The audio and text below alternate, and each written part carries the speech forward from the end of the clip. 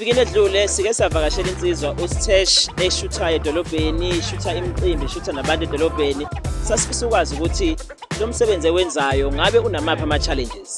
Namhlanje siya kwesibuye naye siyobona omunye futhi wemisebenzi yakhe njengoba phinda besemsakazweni Inongoma FM. Sanibonani, igama lami uNqubeko Ndlela. Sesiphinde sabuya nesiqephu esisha masithi #emphantweni. Sizokhuluma naye futhi namhlanje insizwa uStesh siza ukuthi ke lapha ke emsakazweni khona ifike kanjani, yenza luhlelo nini, nanokuthi ke iliqale kanjani lolu hlelo. Akwesihambe ke sivakashele ngaphakathi e-studio siyoyibona le insizwa uStesh ukuthi ngabe yenzani masithi #emphantweni.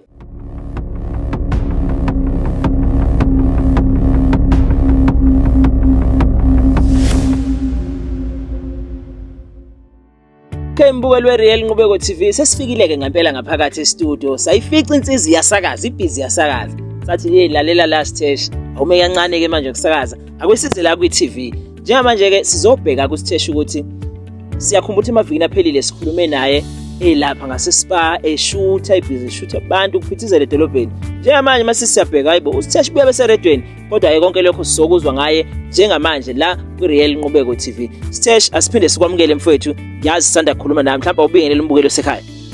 Ngiphinde ngibingelele futhi ngibingelele nababukeli emakhaya, ngibingelele nakuNqubeko. Lo bingelelayo yena vele uStesh iciko lakwaNongoma, iciko lasehlalankosi, umshuthi uphinda sakazi ngoba ngangichazile vele ngaqala ukuthi ngumfana okuthiwa uMathi talented yebo kunjalo nje.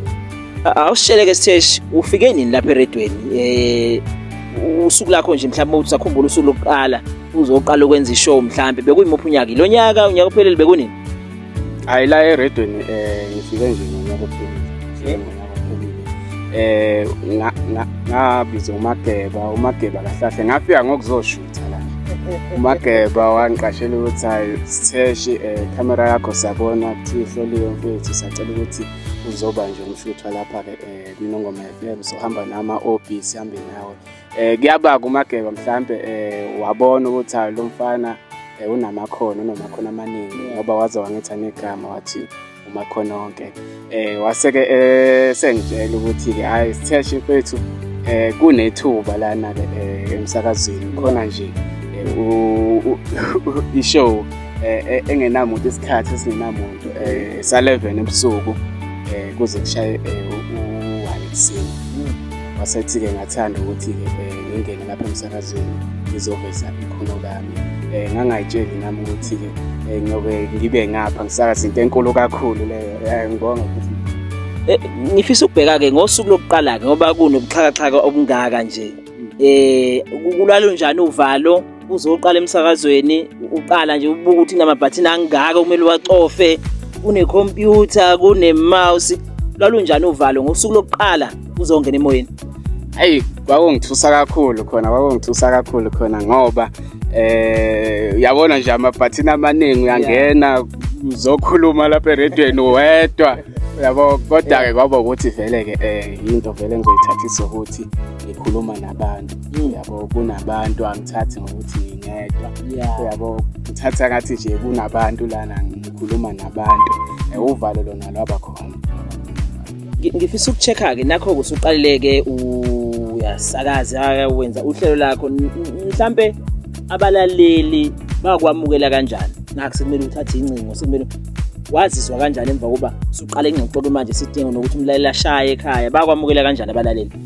Abalaleli bangamukela nje kahle futhi kangawo ukuthi bakujabulela kakhulu ukuthi bengizwe kakhulu bengizwe eredweni beze umfana olicike eredweni bakhononke bemuzwe nje ngoba phela nami ngangayitshela ukuthi ngizoye ngime ngapha mina ngangazi ukuthi nje ngoba ngumuntu amakhono ngiyi-artist ngomuntu nje uzofika ezo-interview eredweni ngangayitshela ukuthi ngiyobe ngime ngapha yabo kwaba ukuthi ke leyo nhlanhla-ke yangenza ukuthi ngapha kwaba yimina ukuthi interview namaciko. Okay. Ngiyakhumbula ukuthi kwelinye lo hlelo uke wa interviewer labantu esike sibabone komabona kude sibabone lapha ko Facebook abatrendayo King Nuba. Uhlangana kanjani ke nabo bonke labantu oKing Nuba noba bonke labo siba interviewile bekunjani ku interview labo bantu kuwena mhlawumbe unaluvalo ukuthi we ngizothi ngiyambuza lokhu umuntu avela ngiphoxe bekunjani? Hey khona kuyathusa kakhulu khona ukuthi lo muntu lona umuntu obumbukela le kude kodwa manje sekuthiwa sekumele ukhulume naye ubuze imibuzo kodwa kube lula kakhulu ngoba vele abantu engibalandelayo amaciko ngiyawalandela kakhulu oPing Nuba ngiyayazi inkosi yasezweni ngiyayazi ukuthi idume ngale inkosi yasezweni imibuzo nje yayiqhamukela kalula kuyena yabo.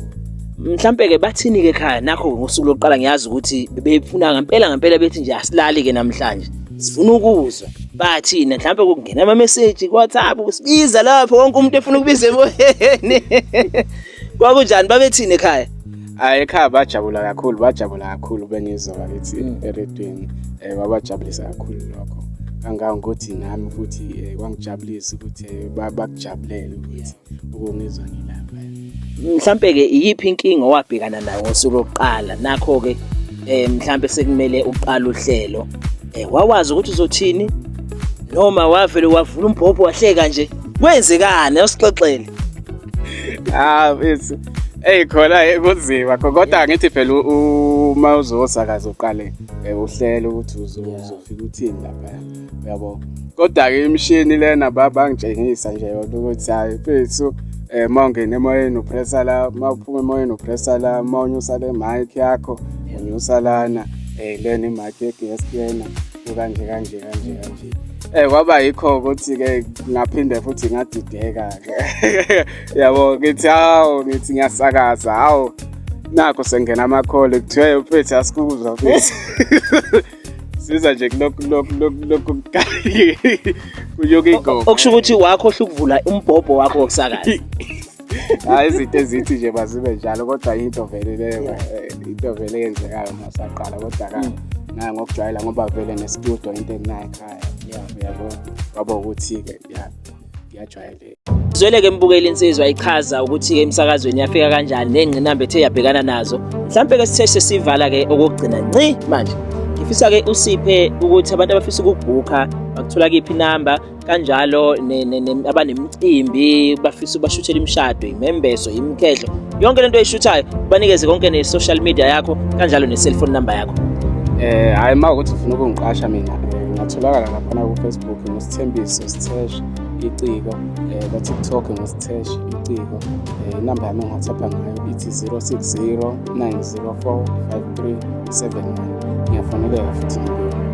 Right izoleke mbukeli sibonga kakhulu kwinsizwa uSthesh besithi ke #emphandweni ulindeleke isiqephu esilandelayo ngokuzayo.